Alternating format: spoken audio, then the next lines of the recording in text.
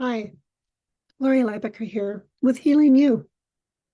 I found my way to nonviolent communication and interpersonal neurobiology out of desperation to experience something different.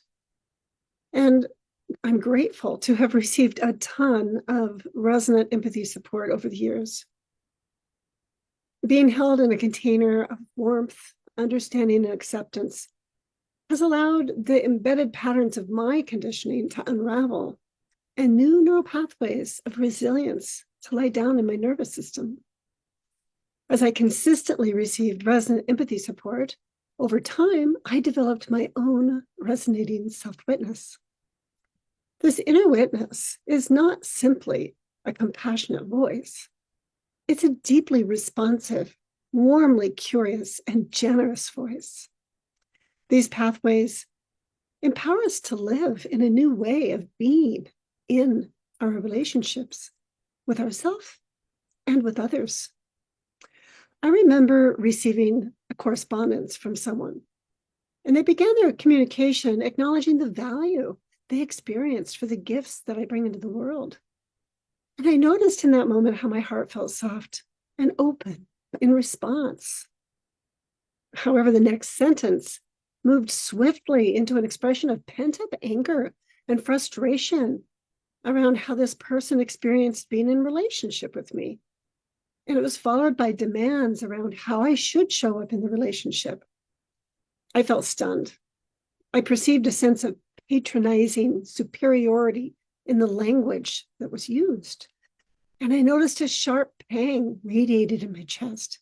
My gut clenched, and I felt disconnected by the incongruences as I read through the communication. In that moment, I rocked back and I breathed deeply into my belly.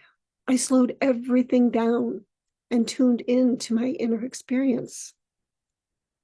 Coming forward in my mind's eye was my resonating self-witness, who checked in with me, asking, "Are you sensing a threat to your integrity and personal space?"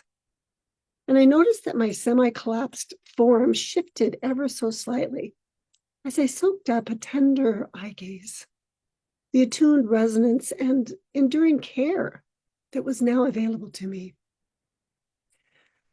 I heard her say, "Remember, I'm here with you. I know how much you value authenticity, especially in relationships with those holding positions of perceived power and leadership." I could feel my breathing deepen as I turned my attention further inward.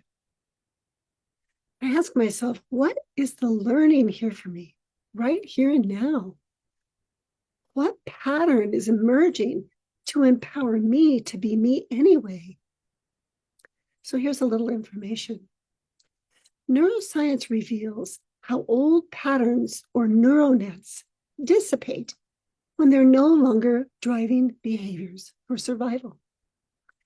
As we experience the felt sense of being safe and of mattering, we begin to live in our social engagement system, the ventral channel of the vagus nerve. And when the energy is flowing through the ventral channel, we are empowered to notice that other people, as well as ourselves, exist in the moment. We develop and enhance our dual sensory awareness. Not only do we tune into our inner experience, we can see other people's faces. We can take in their subtle cues and perceive the impact our interactions have had on them relationally. This means that we notice when the heart connection has been negatively impacted, and we reach out to restore it. This is called repair. Now back to my experience. As I paused, I focused on tapping into my heart space and witnessing the energy running and flowing through my vagus nerve, connecting me with source energy. As I took this time and listened deeply to my body's needs, I received the learning available to me in the moment, rather than falling into the old default pattern of taking it personally, of giving up, of getting distracted or making anyone wrong, including me. By choosing self-connection, it was possible to stay engaged, to stay present, and to recognize my own reactive conditioning, no matter how subtle it might be. I experienced that I can be vulnerable and honest with myself about my default network. And I can take the time that I need for self-repair using self-compassion and gaining self-understanding. From the space within, my inner experience begins to make sense, and I am empowered with all the grace and freedom that I need to be me. I am willing to be responsible for my own feelings and needs, and to contribute to life differently with honesty, confidence, and authentic self-expression. Energetically, this changes the whole dance step of interpersonal connection.